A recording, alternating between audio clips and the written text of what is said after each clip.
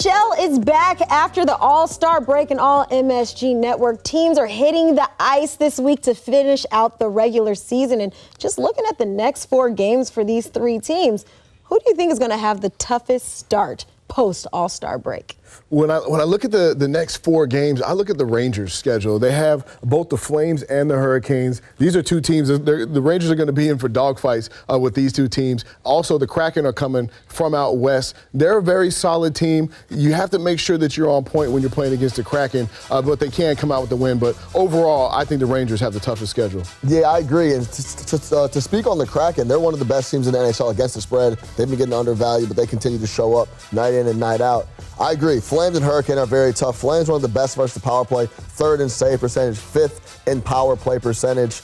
The Rangers are going to have the toughest stretch. The Islanders, on the other hand, have the easiest look. Flyers, Canucks, and Canadians all have losing records and are trending downward.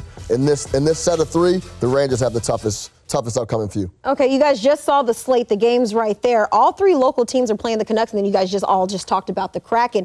They're all playing these teams at home. How can bettors use this schedule to their advantage? I would use this to my advantage by doing some film study. Take your time, watch the first couple of games from the Kraken and the Canucks. Remember, hockey is more of a regional game, so it's much like college football where if you're on the East Coast, you don't really get to watch that West Coast team because they play so late. So take your time, watch them play, and maybe place that bet on that 3rd game. I think in today's day and age of betting, it's all about analytics, and there's so many different outlets to go look up numbers and all this and that.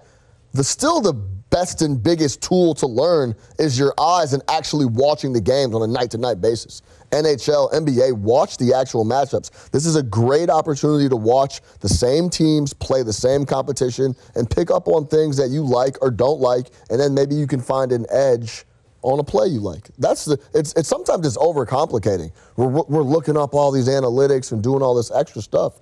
Are you even watching the actual game?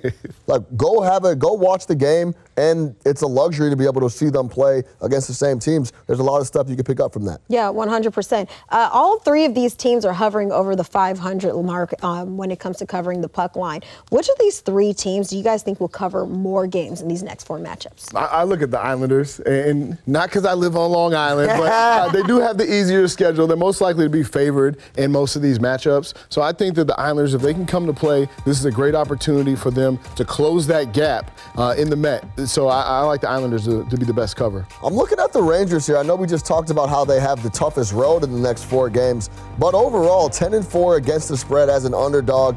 And when you play tough teams, you could lean on that defense, and that's what the Rangers do. We know about Shesterkin. They're 3rd in goals allowed, 11 in blocked shots. I look at the Rangers, maybe potentially, since they're going up against tougher competition, are going to get better numbers on those puck lines. They've been successful overall as an underdog. I look at the Rangers. Okay. Well, speaking of the Rangers, both the Rangers and the Devils are currently in playoff position. Meanwhile, the Islanders are a few points out from a wild card spot. Do you guys think there is a scenario where all 3 of our local teams can make the postseason? Absolutely, absolutely. I like what the Islanders did, trading for Bo Horvat.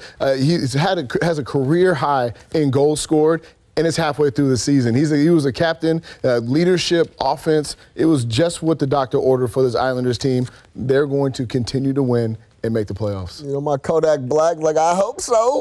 I hope all 3 do make the playoffs.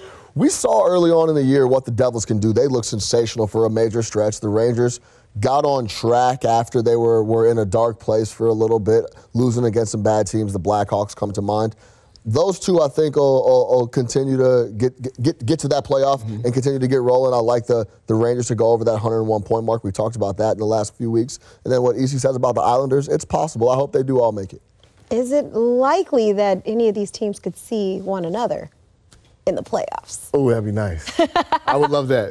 What does that mean for New York? Oh, that means a lot of friction, a lot of beef, a lot of smoke, a lot of neighborhood stuff. The Islanders versus the city, everybody versus Jersey. It'd be good for the sport. I will say this too: hockey fans are a lot more passionate than NBA guys. I'll be completely honest. You could go to a hockey game and you could feel the tension between the fans. NBA is a little more glamorous. People just hanging out like to watch basketball. You know what I'm saying? Yeah. It's a lot more passion when you go to a hockey, when you go to the Garden and watch the Rangers. So I hope they all make it, and I hope they do go head up. It's always fun when there's competition locally. What you mean? I'm just going for the popcorn? Is that what you said?